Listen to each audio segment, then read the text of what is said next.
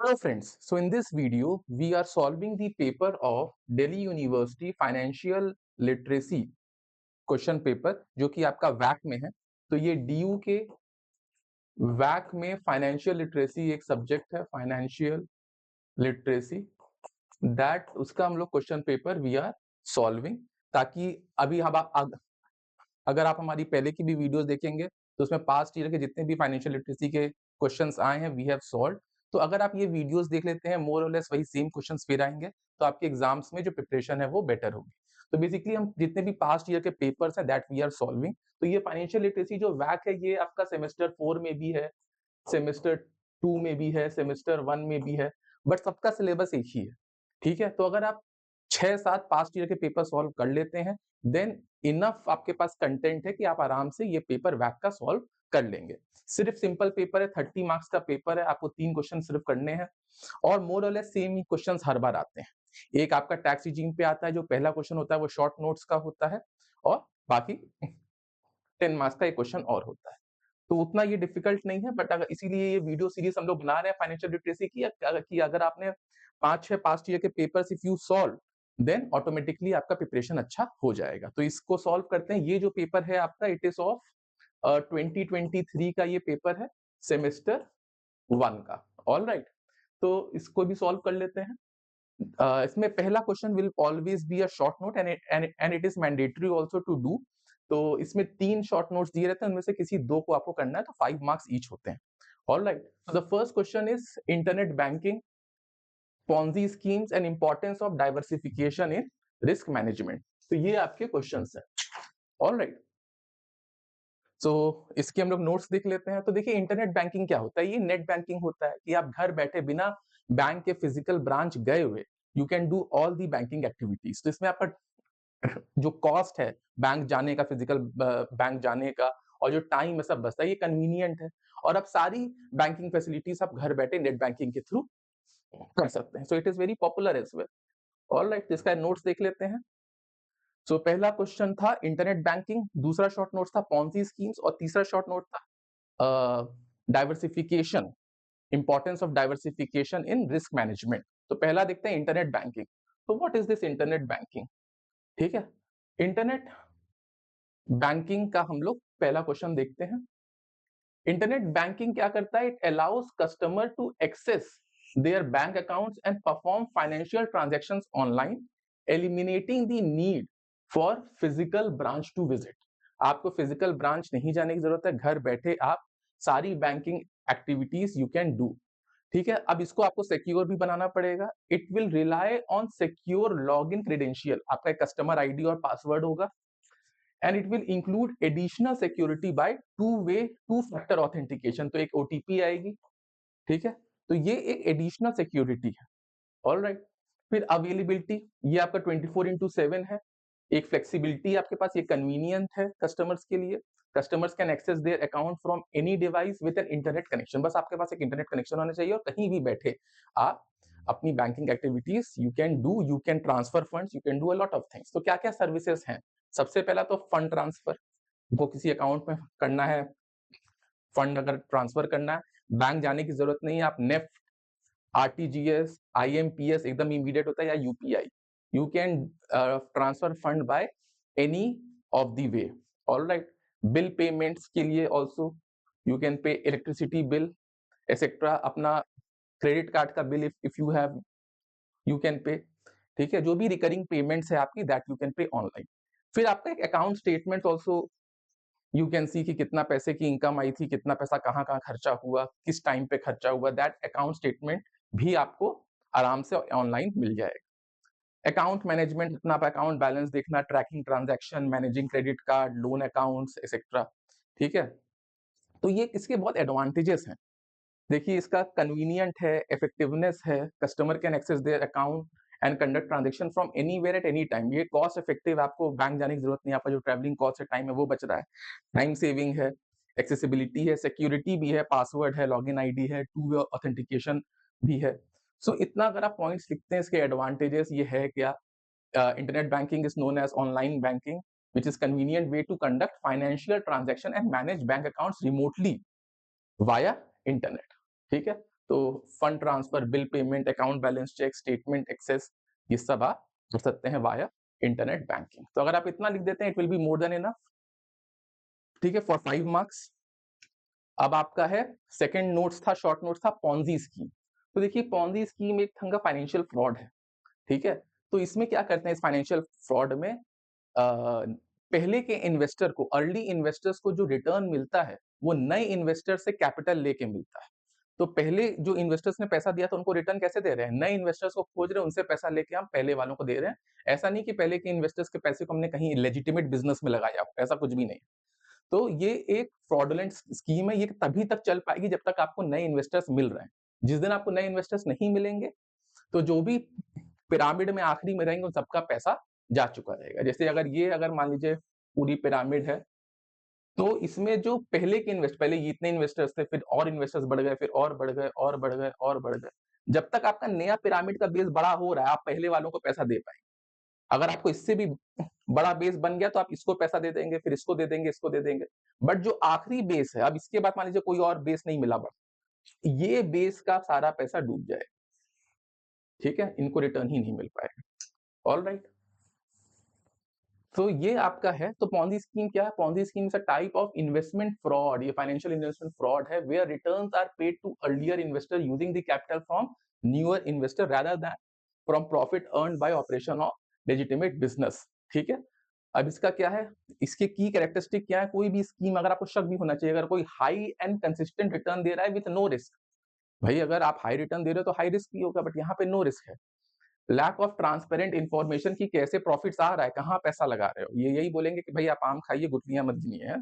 तो lack of transparent information about how profits are generated, difficulty in withdrawing money, आपका account में तो आपको प्रॉफिट आ रहा है, आपको पैसा मिल रहा है, रिटर्न भी मिल रहा है, बट जब आप अपनी कैपिटल को निकालने की बात करते हैं तो उसमें डिफिकल्टी इनको आती है। और ये जो ऑपरेटर्स होते हैं जनरली फाइनेंशियल अथॉरिटी जैसे कि सेबी है इंडिया में, ये रजिस्टर्ड नहीं होते। तो आपको क्या-क्या चीज़ों का ध्यान रखना है, क्या-क्या प्रिवेंटिव एक्शंस आप ले सकते हैं ताकि आप पॉन्जी स्कीम में ना फँसें। पहले आप अपना लेजिटिमेसी देखो कि क्या ये जो पर्सन जो हमसे पैसा ले रहा है ये रजिस्टर्ड है सेबी वगैरह में। आप स्केप्टिकल रहो कि भाई ये इतना हाई रिटर्न्स पा कहाँ से रहा है ना? आस्क क्वेश्चंस कि ये कहाँ मनी इन्वेस्ट करता है? क्या इसकी फर्म लेजिटिमेट भी है? क्या ये प्रॉपर पेपर वर्क आपको दे रहा है? ये सारे सवाल आप पूछो, है ना? क्या ये क्विकली बहुत ज़्यादा आपके पे बना रहा है प्रेशर कि आप पैसा दें, है ना? या आपको इंडोर्स कर रहा है कि उन्होंने भी पैसा डाला था, उनको इतना रिटर्न मिल गया था, इस टाइप से चीज़ें। तो ये सब आपके रेड फ्लैग्स होने चाहिए। डिफिकल्टी विथड्रॉइंग योर फंड्स, अगर आपको फंड्स विथड्रॉ करने में डिफिकल्टी हो रही है, ये लोग पैसा दे नहीं रहे हैं। सीक्रेटिव इन्वेस्टमेंट स्ट्रैटेजीज, अपनी इन्वेस्टिंग स्ट्रैटेजी बहुत ज़्यादा ट्रांसपेरेंट नहीं रख रहे और कोई क्लियर फिजिकल बिजनेस प्रेजेंस नहीं है। ये सब बिग रेड फ्लैग्स हैं। तो ये जो पॉन्जी स्कीम है, ये सबसे पहले इस फ्रॉडुलेंट स्कीम का जो पिरामिड स्कीम है कि पहले वालों को पैसा दो, नए वालों से पैसा लेके, ये चार्ल्स पोंजी ने निकाला था, ठीक है। Charles Ponzi was the somewhat he is associated, इन्होंने ऐसी स्कीम निकाली थी, इन्हीं के नाम पे ये स्कीम पड़ी भी है। फिर सबसे बड़ी Ponzi scheme, generally Ponzi scheme 1 साल 2 साल 3 साल चल पाएगी, आप कब तक न्यू इन्वेस्टर्स खोज पाओगे। बट बर्नार्ड मैडॉफ ने सबसे बड़ी वर्ल्ड की पोंजी स्कीम चलाई है विच लास्टेड टिल 20 इयर्स यूएस में, ठीक है। सारधा ग्रुप सब इंडिया में सबसे बड़ा पॉन्जी स्कीम है और gain bitcoin Ponzi scheme was by Amit Bhardwaj.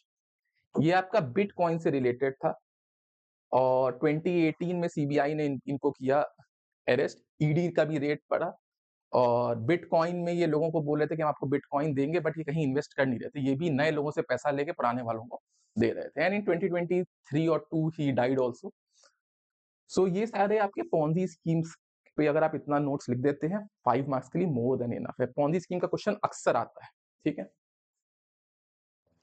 Third आपका था शॉर्ट नोट्स डाइवर्सिफिकेशन पे कि how diversification, importance of diversification in reducing risk. तो देखिए अगर आपको अपना रिस्क कम करना है तो आपको अपने इन्वेस्टमेंट को डाइवर्सिफाई करना पड़ेगा across sectors, across different financial instruments, ताकि अगर एक सेक्टर डूबे तो दूसरे फाइनेंशियल इंस्ट्रूमेंट से आपको अच्छे रिटर्न आ जाए। आपको अपने सारे एक्स एक बास्केट में डालने नहीं, अगर आपको रिस्क रिड्यूस करना है। देखिए रिस्क भी दो टाइप के होते हैं, रिस्क भी तो दो टाइप के होते हैं, systematic risk, systematic risk and unsystematic risk, ये आपको जानना बहुत जरूरी है। Systematic risk and unsystematic risk. तो जो सिस्टमेटिक रिस्क होता है वो सिस्टम का पार्ट होता है, इसीलिए उसका नाम है systematic risk and it is unavoidable. ये रिस्क क्या होता है? अनअवॉइडेबल। ये आप डाइवर्सिफिकेशन से कम नहीं कर सकते। क्यों? क्योंकि ये सिस्टम का पार्ट है, systematic risk. Unsystematic risk can be mitigated by diversification. यहां पर आप डाइवर्सिफिकेशन से इसको कम कर सकते हो। तो हमारा फोकस होता है unsystematic risk which is a diversifiable risk, उसे कम करने का। ठीक है, तो unsystematic risk can be mitigated through diversification while systematic और market risk is generally unavoidable. Investors अपना एसेट चूज करते हैं, इसमें जैसे म्यूचुअल फंड्स हो गया, एक्सचेंज ट्रेडेड फंड हो गया, ये सब डाइवर्सिफिकेशन के ही एग्जांपल है। म्यूचुअल फंड्स, ठीक है, एक्सचेंज ट्रेडेड फंड्स, ये सब आपका एग्जाम्पल क्या चीज के हैं कि डाइवर्सिफाई करके कैसे रिस्क कम किया जाए और रिटर्न को स्टेबल रखा जाए। ऐसा नहीं कि बहुत हाई रिटर्न मिल जाएगा, but at least the return will be stable. तो डाइवर्सिफिकेशन इसका रिस्क मैनेजमेंट टेक्निक। डाइवर्सिफिकेशन क्या है? एक रिस्क मैनेजमेंट टेक्निक है that mitigates risk by allocating investment across different financial instrument. ये टेक्निक है रिस्क को कम करने का by allocating investment into different financial instrument across industries and several other categories. ठीक है, आपको रिटर्न मैक्सिमाइज करना है, स्टेबल करना है, और रिस्क को आपको मिनिमम रखना है और लॉन्ग टर्म रिटर्न्स देखना है। तो इसकी इंपॉर्टेंस क्या होगा? It will reduce your risk exposure, improve stability, return में स्टेबिलिटी आएगा, protects again market volatility, enhances long term return and mitigates unsystematic risks. Alright, इतना आप लिख देंगे, it will be enough. Okay, now अब हम लोग क्वेश्चन पेपर देखते हैं, कहां तक हम लोगों ने सॉल्व कर लिया है। So we solve this question number 1, internet banking, Ponzi scheme and importance of diversification in risk management. अब आप देखो, ये सेकंड क्वेश्चन है, what do you mean by the term annuity? तो एन्युइटी का मतलब क्या होता है? Regular flow of equal amounts, ठीक है, to particular period of time. एक पीरियड मतलब मान लीजिए 5 साल तक हर साल आपको एक कुछ इक्वल अमाउंट मिल रहा है, तो एक रेगुलर फ्लो ऑफ इनकम हो रही है, regular flow of equal some at a regular interval till a period of time. ठीक है, ये आपका एन्युइटी है। How can you calculate present value and future value? तो अगर मान लीजिए आपको अगर लेट से 1 लाख आपको मिल रहा है एवरी मंथ 2 साल तक, तो इसमें कितने इंटरवल्स हो गए? 1 मंथ का इंटरवल और कितना टाइम? 24 इंटरवल्स है। ठीक है, एक साल में 12 बार आपको मिला, तो आपको 1 लाख एवरी मंथ मिल रहा है, या आपको 1 लाख एवरी ईयर मिल रहा है फॉर 5 ईयर्स, तो आपका 5 इंटरवल हो गया। ठीक है, कैसे इसका प्रेजेंट वैल्यू करेंगे? इसमें आप देखते हैं पीवीएएफ टेबल। ठीक है, प्रेजेंट वैल्यू एन्युटी फैक्टर, और अगर फ्यूचर वैल्यू निकालना है तो एफवीएएफ टेबल। ठीक है, इससे हम आप निकाल सकते हो द प्रेजेंट वैल्यू और future value of ordinary annuity. अब अगर हमें इसमें एक क्वेश्चन भी दिया हुआ है कि अगर ईएमआई में भी ये यूज हो सकता है, लेट से अगर आपने 40,000 का लोन लिया जैसा क्वेश्चन में दिया हुआ है, compute monthly installment for a loan taken to buy a mobile phone costing ₹40,000 at a monthly interest of 1% to be paid in 12 equal monthly installment. एक साल में आपको पे करना है 12 इंस्टॉलमेंट, और आपको देखो इसमें पीवीएफ टेबल की वैल्यू दी हुई है। तो इसमें क्या होगा, आपको जो भी आपको ईएमआई पूछ रहा है कितना इंस्टॉलमेंट है, तो let's say that instalment is x. अगर उस इंस्टॉलमेंट को हम पीवीएफ 1% का दिया हुआ है of 12 month, 12 equal monthly installment और 1% है, ऑलरेडी वो वैल्यू दी हुई है, विल इक्वल्स टू व्हाट? ₹40,000 जो हम लोन लिए, जो भी हम इंस्टॉलमेंट देंगे एक साल तक, उसकी आज की वैल्यू तो 40,000 रुपए होगी ना लोन की, जो आज हमने लोन दिया है। तो इसी को कैलकुलेट कर लेंगे। So x equals to 40,000 divide by 11.2551, तो ये 35 मतलब 3,555 समथिंग के अराउंड आएगा। ठीक है, तो ये क्वेश्चन बहुत आपको लिमिटेड टाइम भी लेते हैं और इजिली हो भी जाते हैं और फुल मार्क्स भी मिल जाते हैं, इतना आपको लिखना भी नहीं है इसमें, ये सिंपल क्वेश्चन था। Alright, now question number 3, discuss various financial products available for investment in India. तो अब इसमें तो ये तो बहुत ही ईज़ी है। क्या-क्या हो सकते हैं? एफडी, एफडी एक फाइनेंशियल प्रोडक्ट है। Mutual fund, ETF, exchange traded fund, ठीक है? गोल्ड, ठीक है? Stocks, equity market, bonds, real estate, REITs, ठीक है? Commodity market, commodities, futures, options, ठीक है? तो ऐसे करके वेरियस फाइनेंशियल प्रोडक्ट्स हैं in which you can invest in India, ठीक है? और लास्ट क्वेश्चन क्या है? Old tax regime promoted the habit of saving among citizen. तो ये बात तो सही है। ओल्ड टैक्स रिजीम में आपका सेविंग का हैबिट बढ़ता है, क्यों? क्योंकि you can take a lot of deductions which are given under 80C। 80C में जब आप भी आप कुछ जो भी आपकी इनकम है, लेट्स आपकी इनकम 12 लाख है, अगर आप कुछ भी अमाउंट पीपीएफ या टर्म इंश्योरेंस, ठीक है, इन सब में इन्वेस्ट करते हो तो आपको उसका डिडक्शन मिलता है टिल 1.5 लाख तक, ठीक है? 80D मेडिकल इंश्योरेंस, ठीक है? तो ये आपको जो नया अर्नर है वो ओल्ड टैक्स रिजीम इसलिए भी ले सकता है ताकि उसके अंदर सेविंग या इन्वेस्टमेंट की हैबिट इनकलकेट हो। न्यू टैक्स रिजीम में आपको लोअर रेट्स तो हैं, बट पर से वो सेविंग की हैबिट इनकलकेट नहीं करता है, ठीक है? तो इसका हम लोग ये भी देख सकते हैं, और भी चीजें देख सकते हैं, इसके नोट्स देख सकते हैं। Various financial products available in India, ठीक है? तो इसमें क्या-क्या है? एफडी से पहला क्या हो जाएगा? एफडी, ईपीएफ, म्यूचुअल फंड्स, ठीक है? म्यूचुअल फंड्स में सारे इन्वेस्टर्स पूल करते हैं मनी, जो कि प्रोफेशनल्स वेरियस जगह डाइवर्सिफाई करते हैं और आपको यूनिट्स मिलता है, उसके बदले आपको रिटर्न मिलता है इसमें। स्टॉक्स, इक्विटीज, आप डायरेक्टली इन्वेस्ट करते हो कंपनी के शेयर्स में। Real estate, gold, sovereign gold bonds, national pension system, unit linked insurance plan, ठीक है? इसमें ये एक कॉम्बिनेशन होता है जिसमें आपको इंश्योरेंस भी मिल रही है और आपका पैसा इन्वेस्ट भी हो रहा है, तो आपको रिटर्न्स भी मिल रही है, ठीक है? तो ऐसे करके वेरियस हैं जिसमें आप फाइनेंशियल प्रोडक्ट्स में आप कर सकते हो। और ओल्ड टैक्स रिजीम क्या करता है? सेविंग की हैबिट क्यों प्रमोट करता है? आपका 80C है for investment in PPF, EPF, life insurance, ELSS, ठीक है? 80D है फॉर हेल्थ इंश्योरेंस, इसमें 25,000 तक का आप क्लेम कर सकते हो, इसमें 1.5 लाख तक का आप क्लेम कर सकते हो। Section 24B for home loan interest, इसमें आप 2 लाख तक का क्लेम कर सकते हो। एचआरए वगैरह है, ठीक है? तो ये आपको टैक्स पेयर को इंकरेज करते हैं कि वो सेव करें, इंक्रीज सेविंग करें, फाइनेंशियल प्लानिंग करें, लॉन्ग टर्म गोल्स बनाए, फाइनेंशियल गोल्स बनाए, इकोनॉमी को भी बूस्ट होती है क्योंकि इन्वेस्टमेंट बढ़ती है।